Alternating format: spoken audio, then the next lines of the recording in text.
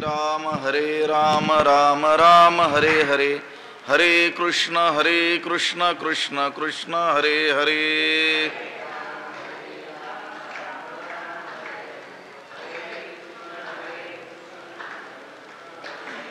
हरे राम राम राम हरे हरे, हरे कृष्ण कृष्ण कृष्ण हरे हरे.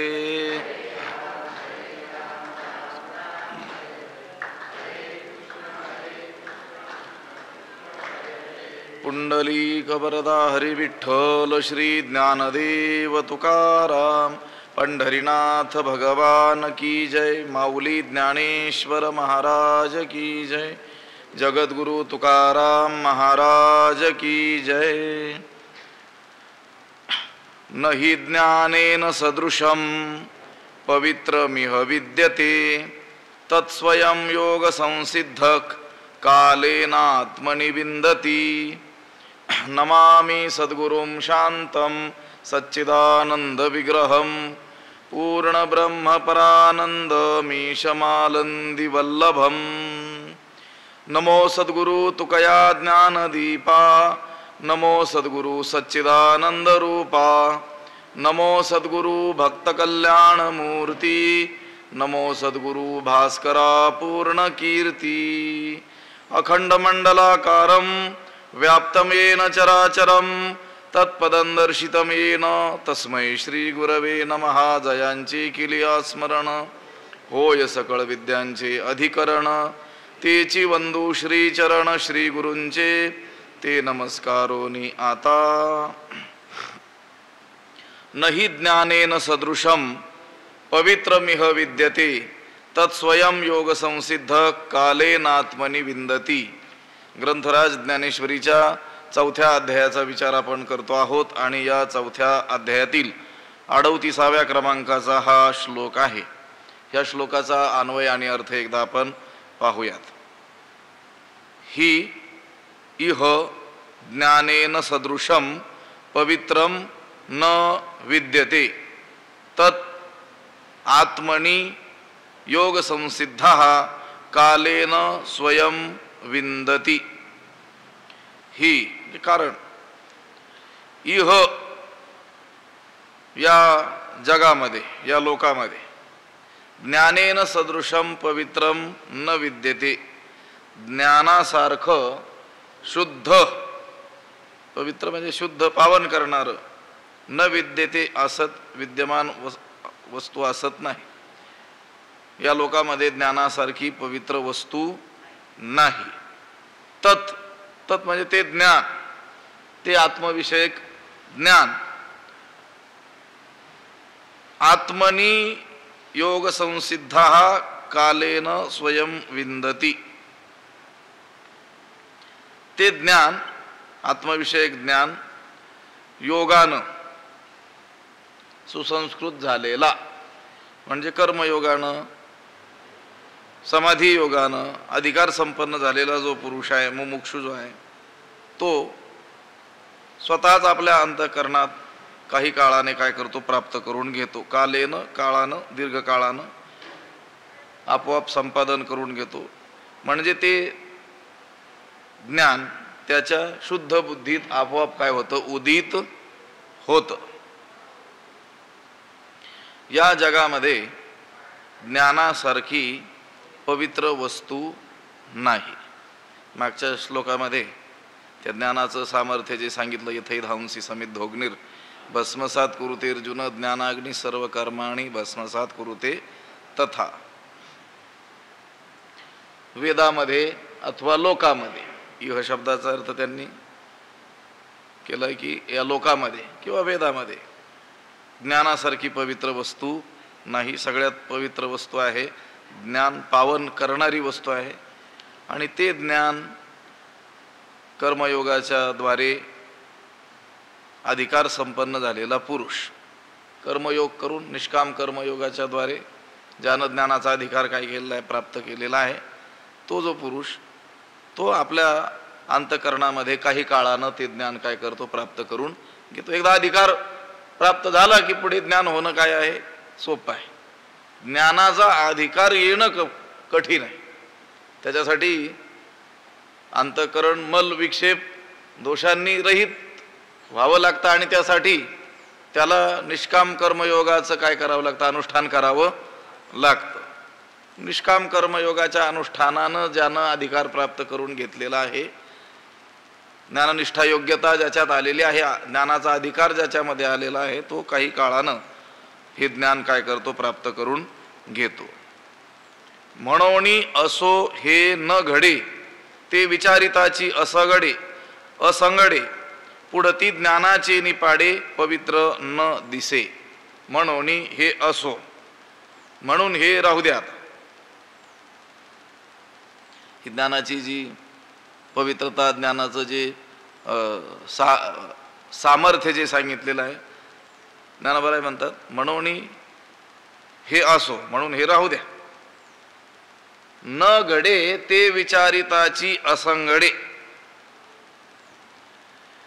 जे घडतच नाही, जे घडायचंच नाही आहे, ते विचारिताची, त्याचा विचार करू जाताच ते असंगडे म्हणजे अयुक्त, असंबद्ध असं दिसतं.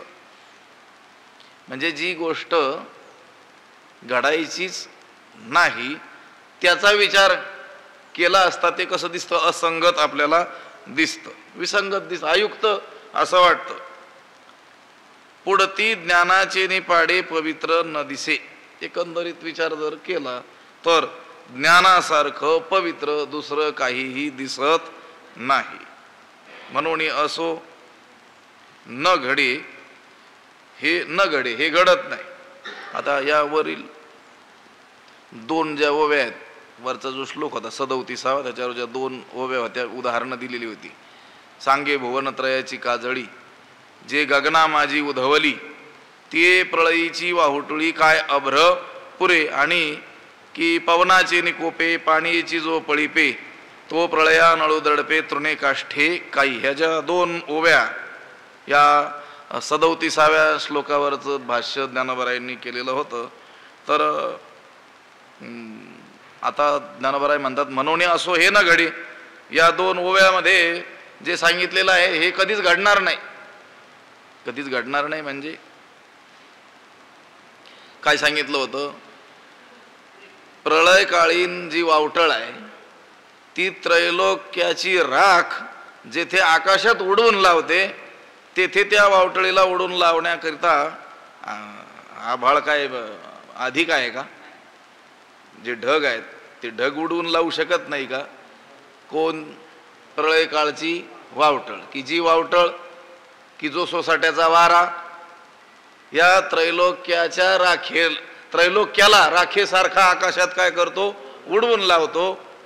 त्या वाऱ्यापुढे हे ढग कितीशे आहेत? असं होईल का कधी? त्रैलोक्याला राखेसारखं उडवून लावणारा तो प्रलय काळाचा वारा किंवा ती वावटळ, त्याच्याने हे ढग दूरच झाले नाही. हे घडल का? हे घडूच शकत नाही. किंवा की पवनाची निकोपे पाणीची जो पळीपे, तो प्रळया नळू दडपे तृणे काष्ठे काही. ज्या वाऱ्याच्या क्षोभानं आणि पाण्यानेच पेट घेणारा जो अग्नी आहे, तो प्रळयकालीन अग्नी गवतानं आणि काष्ठानं दडपला जाईल काय? असं होईल का कधी? की जो अग्नी वाऱ्याच्या योगानंच क्षोभतो, क्षुब्ध होतो आणि पाण्यानेच काय होतो, पेटतो. पाणी हे त्याला इंधनासारखंच सहाय्यक होतं. तो अग्नी त्याच्यावर थोडं गवत टाकलं, काही इंधन लाकडं टाकले म्हणून तो दडपल्या गेला, विझला. असं होईल का? नाही होणार. पण ज्ञानोबा म्हणतात म्हणून असो हे न घडे, हे घडत नाही, घडायचंच नाही, कधीच घडायचं नाही. ते विचारिताची असंगडे. त्याचा विचार करणंच हे काय आहे? अयुक्त आहे. कसा विचार करणं? की होऊ शकतं बा असं,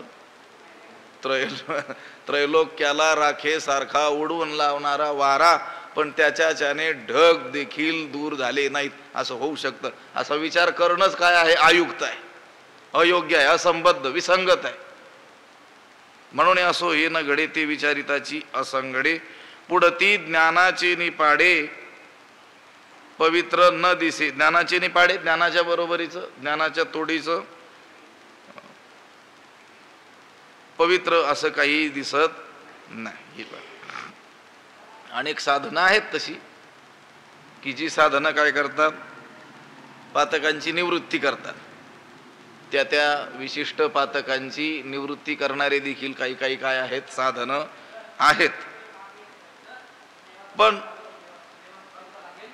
समस्त पातकाची निवृत्ती ज्ञान जसं करतं तसं त्या पापाची निवृत्ती करण्याचं सामर्थ्य अन्य साधनांमध्ये नाही आहे. मानसिक पाप, त्या मानसिक पापाची निवृत्ती ज्ञानाखेरीज अन्य कोणतंही साधन करू शकत नाही आहे. आता ठीक आहे, योग चित्तवृत्ती निरोधा, हा योगाने चित्तवृत्तीचा निरोध होतो.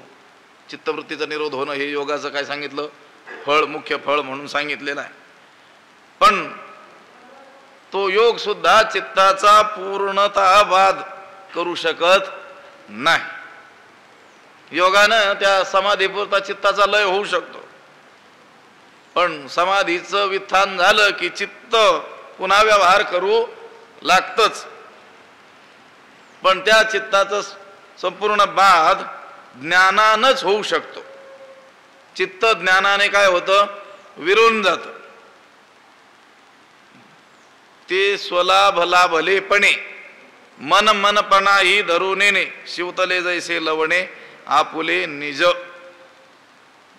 ज्ञानानं स्थूल, सूक्ष्म आणि कारण अशा तिन्ही देहांचं तादात्म्य सुटतं. ज्ञानाच्या बरोबरीला कोणतंच साधन येऊ शकत नाही. म्हणून ज्ञानासारखं पवित्र काय आहे, ज्ञानच आहे. ज्ञानाचे निपाडे पवित्र न दिसे, ज्ञानासारखी पवित्र वस्तू दुसरी दिसत नाही. येथ ज्ञान हे उत्तम होय आणि कही एक तैसे के आहे, जैसे चैतन्य का नोहे दुसरे गा. गा येथ ज्ञान हे एक उत्तम होय आणि कही तैसे के आहे, जैसे चैतन्य दुसरे नोहे. गा म्हणजे अरे अर्जुना, एथ म्हणजे या ठिकाणी, इहलोकी या लोकामध्ये ज्ञान हे एक उत्तम होय, ज्ञान हे एक उत्तम आहे. तैसे त्याप्रमाणे, के आहे त्याप्रमाणे दुसरं कुठून असणार. ज्ञान जसं उत्तम आहे, ज्ञान जसं पवित्र आहे, तशी दुसरी वस्तू कुठून असणार. ज्ञाना वाचून दुसरंही तसंच एखादं उत्तम आहे असं आहे का काही नाही. जैसे चैतन्य दुसरे नव्हे, ज्याप्रमाणे चैतन्य एकच असतं, दुसरं असत नाही, त्याप्रमाणे ज्ञानाच्या तोडीचं दुसरं काहीही नाही आहे. तैसे ज्ञान हे उत्तम होय. या जगात हे ज्ञान काय आहे, उत्तम आहे, हे मान्यच आहे. पण आणि काही तैसे के आहे, याने आणि काही एक तैसे के आहे. पण या ज्ञाना वाचून दुसरेही तसंच एक उत्तम काही आहे का, तसं नाही आहे. जैसे चैतन्य का नो हे दुसरे गा. इथं ज्ञान हे उत्तम होय. उत्तम, उत्कृष्ट, चांगलं. ज्ञानोबरायांनी ही ज्ञानाची निरुपमता, म्हणजे ज्ञानाला उपमाच दुसरी दिली जाऊ शकत नाही, ती या अलंकार पद्धतीनं या ठिकाणी सांगितलेली आहे. ज्ञानाला उपमा देण्यासारखी दुसरी वस्तूच नाही आहे. समुद्राला उपमा कशाची देणार, समुद्रासारखीच द्यावी लागेल. किंवा चैतन्याला चैतन्याचीच उपमा दिली. चैतन्यासारखं दुसरं काय आहे, एक चैतन्यच आहे. त्याप्रमाणे ज्ञानासारखं एक काय आहे, ज्ञानच आहे. आता वस्तुतः चैतन्य आणि ज्ञान हे एकच आहे. लक्षात आलं का. इथं ज्ञानाचं महत्त्व सांगताना म्हटले, ज्याप्रमाणे दुसरं चैतन्य नसतं, चैतन्य काय आहे, एकच आहे. म्हणजे त्याची उपमा त्यालाच दिली. लक्षात आलं का. राम रावणाचं युद्ध कसं, राम रावणासारखंच. गगनम गगनाकारम सागर सागरोपमा राम रावणयोर्युद्धम राम रावणयोरिव राम रावण जुजिनले कैसे कसे कसे राम रावण जैसे राम रावणाचं युद्ध कसं राम रावणा सारखंच जसं गगन केवढं गगना एवढंच सागराला उपमा कशाची सागराचीच त्याचप्रमाणे राम रावणाचं युद्ध राम रावणाच्या युद्धासारखंच तसं ज्ञानासारखं उत्तम काय ज्ञानच दृष्टांत दिला तोही चैतन्य ज्ञान आणि चैतन्य एकच चैतन्य म्हणजे ज्ञान ज्ञान म्हणजेच चैतन्य म्हणजे हे सांगता सांगता हेही सांगितलं की ज्ञान आणि चैतन्य काही दोन गोष्टी दोन वस्तू नाही आहेत इथं ज्ञान हे उत्तम होय आणि काही एक तैसे के आहे जैसे चैतन्य का नो हे दुसरे गा या महातेजाचे निकसे जरी चोखाळ प्रतिबिंब दिसे का गिवसिले गिवसे आकाश हे जरी प्रतिबिंब या महातेजाचे निकसे चोखाळू दिसे का हे आकाश गिवसिले गिवसे जरी जर प्रतिबिंब या महातेजाचे निकसे म्हणजे या सूर्याच्या तुलनेनं चोखाळू दिसे उज्ज्वल दिसेल आणखी एक दिलंय की का किंवा हे आकाश गिवसिले गिवसे हा आकाश कवटाळू जाता कवटाळलं जाईल दोन उदाहरणं या ठिकाणी दिलेले आहेत ते म्हणतात जर प्रतिबिंब या सूर्याच्या तुलनेनं म्हणजे सूर्या इतकंच काय दिसेल उज्ज्वल दिसेल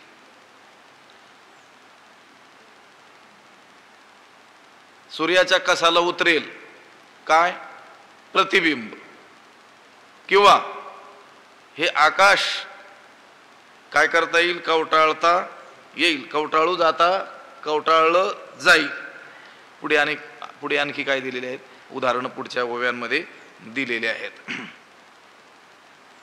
तैसे ज्ञान हे उपमिजे ज्ञानेशीची किंवा हे ज्ञानाची पवित्रता ज्ञानीची आधी किंवा पुढच्याच ओवीमध्ये लगेच तरी उपमा ज्ञानी घडे पांडुकुमारा याच्या पुढची जी ओवी आहे 181 त्याच्यासाठी हे वेगवेगळे दृष्टांत देतात आता ही ओवी आणि पुढची ओवी या ओवीमध्ये 2 आणि पुढच्या ओवीमध्ये 1 दृष्टांत हे असं घडेल तर ज्ञानाला उपमा देणं काय आहे शक्य आहे ज्ञान हे निरुपमेय आहे पण कोणी म्हणेल देता येईल की नाही उपमा शोधा ते म्हटले देता येईल पण हे असं घडेल तर कसं घडेल तर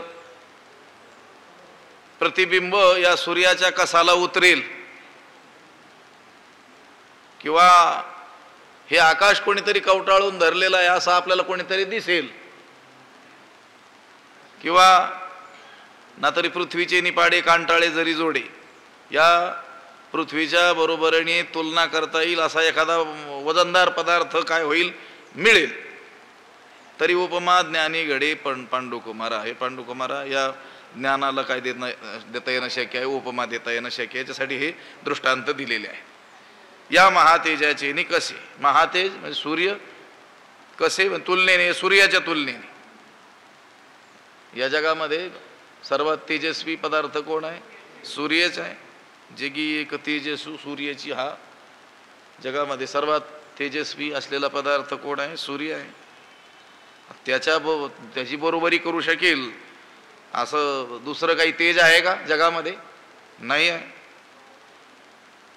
मग सूर्याची बरोबरी करू शकेल असं तेज दुसरं तेज या जगामध्ये नाही आहे तर मग एखादं प्रतिबिंब त्या सूर्याची बरोबरी कशी काय करू शकेल लक्षात आलं का दुसरा कोणताही तेजस्वी पदार्थ सूर्य एवढा नाही आहे सूर्याची बरोबरी करू शकेल असा एकही पदार्थ नाही आहे आणि इथं काय सांगितलं प्रतिबिंब जर सूर्याची काय करील बरोबरी करील कोणतंही प्रतिबिंब सूर्याचं जरी प्रतिबिंब, तर सूर्याचं प्रतिबिंब तेजाची बरोबरी करू शकणार आहे. मग दुसरा कोणताच पदार्थ नाही आहे. तेजस्वी पदार्थ आहेत अनेक, पण ते सूर्याच्या बरोबरीला थोडेच येतील. मग दुसरे तेजस्वी पदार्थ असूनही ते जर सूर्याच्या तेजाच्या बरोबरीला येत नसतील तर प्रतिबिंब कसं काय सूर्याची बरोबरी करू शकेल? पण जर असं घडेल, प्रतिबिंबानं सूर्याची तेजाच्या बाबतीत काय केली? बरोबरी केली. असं जर घडेल, या महातेजाचे निकषे जरी चोखाळ प्रतिबिंब दिसे का गिवसिले गिवसे आकाश हे. गिवसे म्हणजे सापडले, सापडतं, कवटाळता येतं. आकाशाला आलिंगन द्यायचं असेल तर त्या आकाशापेक्षा काय व्हावं लागेल? मोठं व्हावं लागेल ना. ज्याला कवटाळायचंय त्याला जो कवटाळणारा आहे तो कसा असला पाहिजे? मोठा असला पाहिजे. या आकाशापेक्षा काही मोठा आहे का? नाही आहे. हे सर्व पंचमहाभूत जे आहेत त्यात सगळ्यात सूक्ष्म आणि व्यापक भूत कोणतं आहे? आकाश आहे. आणि सगळ्या भूताचा आदी कारणही कोण आहे? आकाशच आहे. या बाकीच्या अन्य भूतांचं सापेक्षतेनं सर्व भूतापेक्षा काय आहे? ते मोठं आहे, व्यापक आहे. अशा व्यापक आकाशाला कवटाळणं कधी शक्य आहे का? आपण बघून आलो की नाही विचार करून? ऐका आकाश गिवसावे तरी आणिक त्याहुनी थोर व्हावे. आकाशाला जर गवसणी घालायची असेल, कवटाळायचं असेल, कवेत घ्यायचं असेल तर त्याच्यापेक्षा काय व्हावं लागेल? मोठं व्हावं लागेल. तसं आहे का? काही नाही आहे. ना तरी पृथ्वी चेनी पाडे कांटाळे जरी जोडे तरी उपमा ज्ञानी घडे पांडुकुमारा. पांडुकुमारा, ना तरी जरी पृथ्वी चेनी पाडे कांटाळे जरी जोडे, कांटाळे जोडे तरी ज्ञानी उपमा घडे. पांडुकुमारा, अर्जुना, ना तरी म्हणजे अथवा पृथ्वी चेनी पाडे, पृथ्वीच्या तुलनेनं कांटाळे जोडे, त्या पृथ्वीच्या तुलनेनं बरोबरीचं, त्या पृथ्वीच्या बरोबरीचं वजन जर मिळालं, असं जर झालंच तरी ज्ञानी उपमा घडे. तर या ज्ञानाला उपमा सापडेल, उपमा देता येईल की हे ज्ञान ह्या वस्तूसारखं आहे म्हणून. असं झालं तर या दोन ओव्यात हे तीन दृष्टांत दिलेले आहेत. अशा ह्या अशक्य गोष्टी आहेत. या जर कदाचित शक्य होतील तर कांटाळे म्हणजे वजन किंवा ताजवा, काटा जो असतो,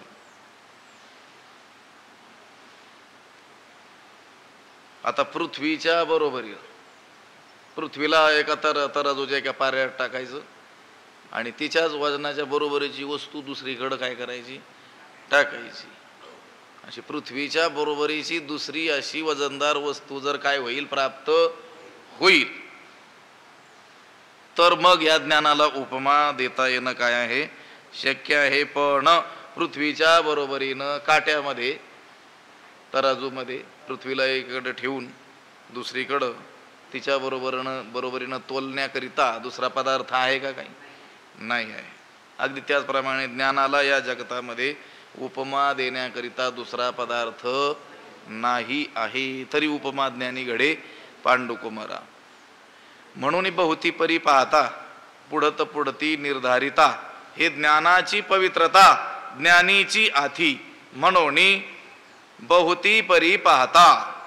म्हणून बहुती परी अनेक प्रकारांनी पाहता म्हणजे विचार करत केला असता, पुष्कळ प्रकारांनी विचार करून पाहिला असता, पुढत पुढती निर्धारिता आणि वारंवार निर्णय केला असता, पुन्हा पुन्हा निश्चय केला असता. हे ज्ञानाची पवित्रता ज्ञानीची आथी. या ज्ञानाचा पवित्रपणा ज्ञानीची ज्ञानाच्याच ठिकाणी आहे. ज्ञानाच्या ठिकाणी जो पवित्रपणा आहे तो कुठे आहे? ज्ञानाच्याच ठिकाणी आहे. दुसरी अशी काही वस्तू नाही आहे की ज्ञानाच्या ठिकाणी जी पवित्रता आहे ती दुसऱ्या आहे अमुक वस्तूच्या ठिकाणी आहे म्हणून अशी वस्तूच नाही आहे. कोणी म्हणेल असं वरवर बोलता, तुम्ही विचार करून पाहिलाय का? निश्चय केलाय का?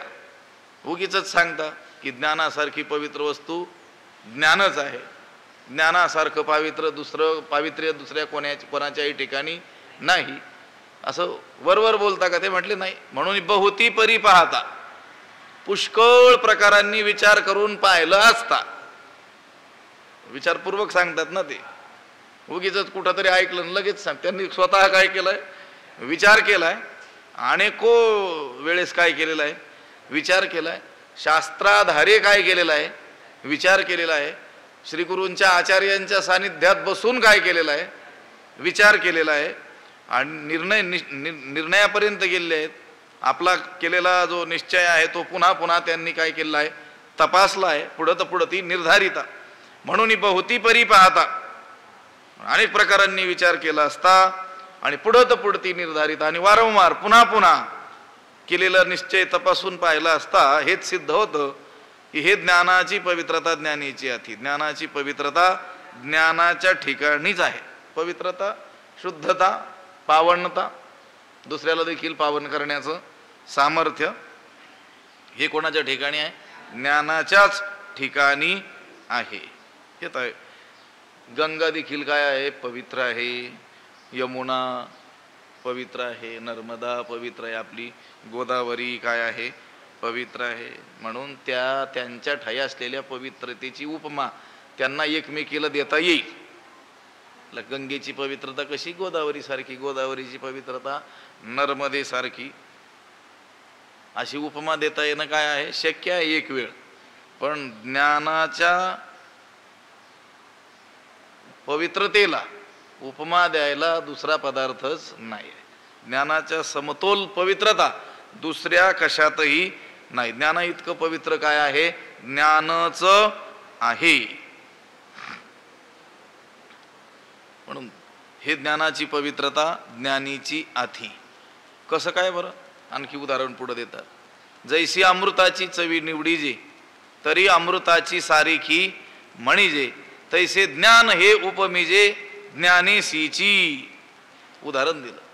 ज्ञानाची उपमा ज्ञानालाच कशी काय, तर उदाहरण दिलं. जैसी अमृताची चवी निवडीजे, जैसी अमृताची चवी निवडीजे, ज्याप्रमाणे अमृताची चव, अमृताची रुची शोधायची झाल्यास चवी निवडीचे तरी अमृताची सारखी म्हणीजे. जर सांगायचीच असेल अमृताची चव कशी आहे तर ती अमृतासारखीच आहे असंच म्हणावं लागतं. तैसे ज्ञान ज्ञानेसीची उपमिजे, त्याप्रमाणे ज्ञानाला ज्ञानाचीच उपमा द्यावी लागते. ज्ञानाला उपमा द्यायची कशाची, ज्ञानाचीच, आणि ती द्यावीच लागते. कारण अमृताची रुची इतर रसाहून जर निवडून पाहिली असता कशासारखी सांगावी लागते, अमृतासारखीच आहे असं म्हणावं लागतं. जगातील समस्त मधुर रस आणले समोर ठेवले, रसज्ञ आहे तो माणूस, आणि त्याला अमृतही दिलं आणि सांगितलं आता अमृत पिऊन पहा थोडंसं, आणि हे जे जगातील उत्तम असे जे पदार्थ आहेत मधुर रसयुक्त हे सुद्धा थोडेसे चाखून पहा, आणि आता अमृताच्या चवीसारखा काही पदार्थ आहे का हे सांग. कुणाला, रसज्ञ. ओगीच नाही, ज्याला सगळं सारखं आहे असं नाही.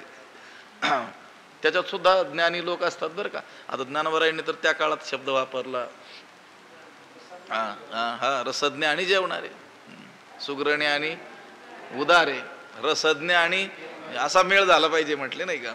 रसज्ञ शब्द जो वापरलाय ना आता, हा जो आधुनिक काळ आहे ना, याच्यामध्ये ज्याला उत्तम चव कळते त्याच्यासाठी सुद्धा नोकरी आहे. मोठ्याल्या 5 स्टार हॉटेल असतात ना, त्याच्यामध्ये ज्याची रसना उत्तम आहे त्याला तेवढ्याच कामासाठी काय केलं असतं, नोकरीला ठेवलेलं असतं. कारण तिथं खूप मोठे मोठे लोक येणार. मग तो पदार्थ नेमका कसा झालेला आहे ते झालेल्या पदार्थांची फक्त त्याने काय करायची, चव घ्यायची. असा उत्तमात उत्तम रसज्ञ आणला आणि त्याला देखील ती अमृताची चव त्याला जर अनुभवली, त्याला दिली आणि सांगितलं ह्या अमृताच्या चवीच्या बरोबरीचा काही पदार्थ आहे का, तर त्याला हेच सांगावं लागेल. काय सांगावं लागेल, जैसी अमृताची चवी निवडीजे तरी अमृताची सारीखी म्हणीजे, तैसे ज्ञान हे उपमिजे ज्ञानेसीचे. अहो अमृताचं काय घेऊन बसले तुम्ही. काही विशिष्ट पदार्थ विशिष्ट ठिकाणीच त्या विशिष्ट रीतीनंच केले जातात. लोक त्याबद्दल सुद्धा म्हणतात त्या अमुक पदार्थ खावा तर याच ठिकाणचा. लक्षात आलं का?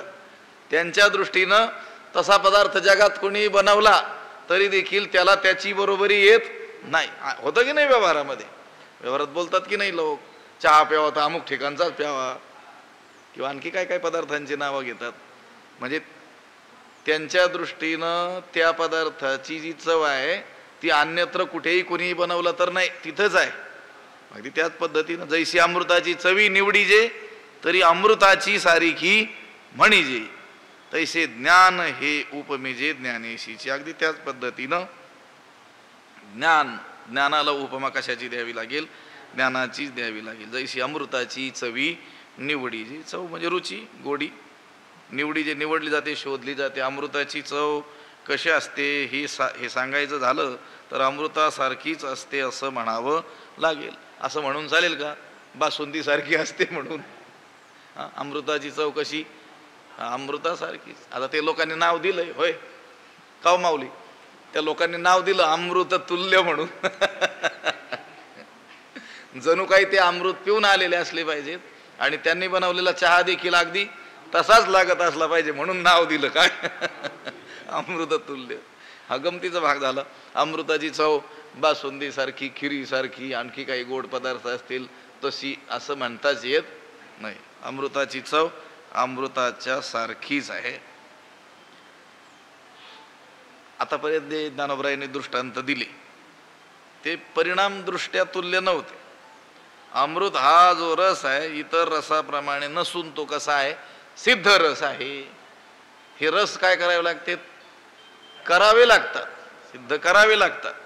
आणि अमृत हा काय आहे? सिद्ध रस आहे आणि तो जीवाला अमर करणार आहे. म्हणजे काही आयुष्य त्याचं काय करणार आहे? वाढवणार आहे. जोडे अमृताची सुरसरी तै प्राणा ते अमर करी, स्नाने पाप तापवारी वरी गोडी ही दे. अमृताचा दृष्टांत ज्ञानोबरायांनी दिला. ज्ञानामृताची थोडी का होईना कल्पना आणून देणारा हा काय आहे? दृष्टांत आहे. अमृताची चव सांगायची झाली तर अमृताप्रमाणेच आहे असं म्हणावं लागतं. त्याचप्रमाणे ज्ञानाला उपमा ज्ञानाचीच द्यावी लागते. जैसे अमृताची चवी निवडीजे तरी अमृताची सारिखी म्हणीजे, तैसे ज्ञान हे उपमेजे ज्ञानेशीची. आता यावरी जे बोलणे ते वायाची वेळ फेडणे, तो साचची हे पार्थ म्हणे जे बोलत असा. आता यावरी जे बोलणे, आता यावरी ह्याहून अधिक जे बोलणं, जे बोलणं आहे ते वायाची वेळू फेडणे, ते म्हणजे फुकट वेळ घालवणं आहे, ते व्यर्थ वेळ दवडणं आहे. म्हणजे ज्ञानाच्या महत्वासंबंधी हे जे काही बोलणं झालं ते पुष्कळ झालं. यापेक्षा आणखी काही जे बोलणं आहे ते म्हणजे जणू व्यर्थ वेळ घालवण्यासारखं आहे.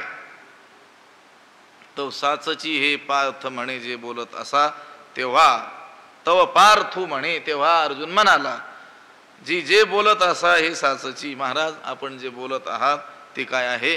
खरंच आहे. भगवंत ज्या वेळेस म्हणाले असतील ज्ञानाच्या महत्वासंबंधी हे जे काही बोलणं आहे हे खूप झालं, आता यावर पुन्हा बोलणं म्हणजे वेळ दवडणं आहे असं भगवंत म्हणाले असता अर्जुन म्हणाला की आपण जे बोलत आहात ते अगदी काय आहे? खरं आहे. आता यावरी जे बोलणे ते वायाची वेळू फेडणे, वेळ फेडणे, वेळ घालवणे.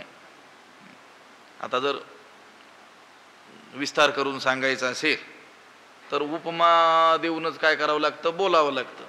आता इथं एवढ्या ज्या ओव्या ज्ञानोबरायांनी आपल्याला सांगितल्या, विस्तार जो केला, ज्ञानाचं महत्त्व सांगण्याकरिता जो विस्तार करावा लागला ते उपमा देऊनच बोलावं लागलं की नाही?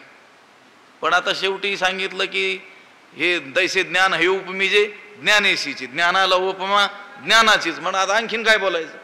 कारण बोलायचं असेल तर उपमा देऊन बोलावं लागेल, काहीतरी त्याला दृष्टांत देऊन काय करावं लागेल? बोलावं लागेल. त्याच्याशिवाय बोलता येणं शक्य नाही, विस्तार करणं शक्य नाही. आणि एकदा असं म्हटल्यानंतर की ज्ञानाला उपमा ज्ञानाचीच, दुसरी वस्तूच नाही, मग आता यावर बोलणं म्हणजे काय आहे? वेळ दवडण्यासारखंच आहे. ज्ञान हे अनिर्वाच्य आहे, ज्ञानासंबंधी काही बोलता येणं देखील काय नाही आहे. शक्य नाही, ती अनुभवाची काय आहे गोष्ट आहे. आता यावरी जे बोलणे ते वायाची वेळ फेडणे, तो साचची हे पार्थ म्हणे जे बोलत असा. साचची खरंच अर्जुन म्हटलं देवा आपण म्हणता आहात हे काय आहे खरंच आहे. हे प्रत्युत्तर आहे, हे कल्पित आहे, ज्ञानोबारायांनी घातलेलं आहे इथं असं आहे. खरोखर अर्जुन म्हटलं असता देवा हे तुझं मला म्हणणं पटलं, ज्ञानाला उपमा ज्ञानाचीच, ज्ञानच सर्वश्रेष्ठ आहे, झालं. तिथंच म्हटलं असता नष्टो मोह स्मृती लब्धा, पुढं कशाला गेलं असतं. पण ते ज्ञानोबारायांनी ती संवाद शैली ज्याला म्हणतात ती आणखी याच्यामध्ये काय केलेली आहे, विकसित केलेली आहे. मग आपल्याला चित्र उभं राहतं की भगवंत सांगतोय, भगवंत म्हणतोय ज्ञानाला उपमा ज्ञानाचीच. आता यावर आणखी बोलायचं म्हटलं तर व्यर्थच वेळ दवडणं आहे, कुठं आपल्याकडे वेळ आहे, आता युद्धही करायचंय पुन्हा. मग त्यावर अर्जुन काय म्हणाला असेल, साचची हे देवा आपण बोलतात हे अगदी काय आहे खरंच आहे.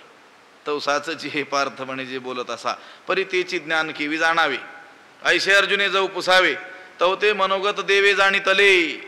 परी तेची ज्ञान केवी जाणावे, परंतु ते ज्ञान कसं जाणावं, ऐसे अर्जुने जाऊ पुसावे, असं जेव्हा ऐसे जव अर्जुने ऐसे जव अर्जुने पुसावे असं जेव्हा अर्जुन विचारणार तव तेव्हा ते मनोगत देवे जाणीतले, त्याचं ते मनोगत देवानं काय केलं जाणलं. ते ज्ञान कसं प्राप्त करून घ्यावं असं अर्जुन जो विचारणार, अजून विचारलं नाही अर्जुनानं, अर्जुन आता विचारणार की ते ज्ञान मी कसं प्राप्त करून घ्यावं.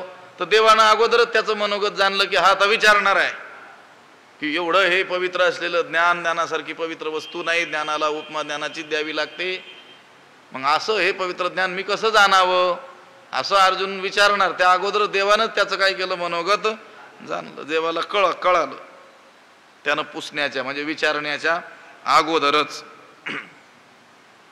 परितेची ज्ञान केवी जाणावे, ऐसे अर्जुने जाऊ पुसावे, तो मनोगत देवे जाणीतले. मग म्हणत असे किरीटी, आता चित्त दी गोठी, सांगेण ज्ञानाची भेटी उपाय तुझ. मग म्हणत असे किरीटी, मग भगवंत म्हणाले किरीटी हे अर्जुना, आता ये गोठी चित्त देई, आता या गोष्टीकडे काय कर लक्ष दे, चित्त दे. सांगेन मी तुला सांगतो काय, ज्ञानाची भेटी उपाय तुझ ज्ञानाची भेटी उपाय सांगेन. मग अर्जुनाला भगवंत म्हणतात अर्जुना या गोष्टीकडे लक्ष दे, मी तुला ज्ञानाच्या प्राप्तीचा उपाय सांगतो. मग म्हणत असे किरीटी, म्हणत आहे हे आत्मज्ञान कसं प्राप्त करून घ्यावं असा प्रश्न अर्जुन विचारणार. तेवढ्यातच भगवंतानं त्याचं मनोगत जाणलं आणि भगवंत म्हणाले अर्जुना ज्ञानप्राप्तीचा उपाय मी तुला सांगतो, ते तू काय कर ऐक. आई ज्याप्रमाणे काय करते, त्या मुलाला जी भूक लागते ती काय करते, आई काय करत असते जाणत असते. आणि त्यानं ते मागण्याबरोबर किंवा मागण्याच्याही पूर्वी त्याला काय करत असते, स्तनपान करत असते. अगदी त्या पद्धतीनं भगवंतानं त्या अर्जुनाचं मनोगत जाणलं. हा आता प्रश्न विचारील की हे ज्ञान आता मी प्राप्त कसं करावं. तेवढ्यात भगवंत म्हणतात मग म्हणत असे किरीटी, आता चित्त देई ये गोठी, हे अर्जुना या गोष्टीकडे आता लक्ष दे, आता चित्त दे, मी तुला ज्ञानप्राप्तीचा उपाय सांगतो. आणि पुढे सांगितलेलं आहे श्रद्धावान लभते ज्ञानम तत्परस संयतेंद्रियः ज्ञानम लब्ध्वा पराम शांतिमचिरेणाधिगच्छति. त्याचा विचार नंतर करू. पुंडलीक वरदा हरिविठ्ठल श्री ज्ञानदेव पंढरीनाथ भगवान की जय. माऊली ज्ञानेश्वर महाराज की जय. विठ्ठल विठ्ठल विठ्ठल. पुंडलीक वरदा हरिविठ्ठल श्री ज्ञानदेव पंढरीनाथ भगवान की जय. माऊली ज्ञानेश्वर महाराज की जय. आता विश्वात्मके देवी येणे वाग्यज्ञे तोषावे, तोषोनी मज द्यावे पसायदान हे. जे खळांची व्यंकटी सांडो भूता परस्परे पडो, मैत्र जीवांचे दुरितांचे तिमिर जावो. विश्व स्वधर्म सूर्ये पाहो, जो जेवांचील तो तेला हो. प्राणीजात वर्षत सकळ मंगळी, ईश्वर निष्ठांची मांदियाळी.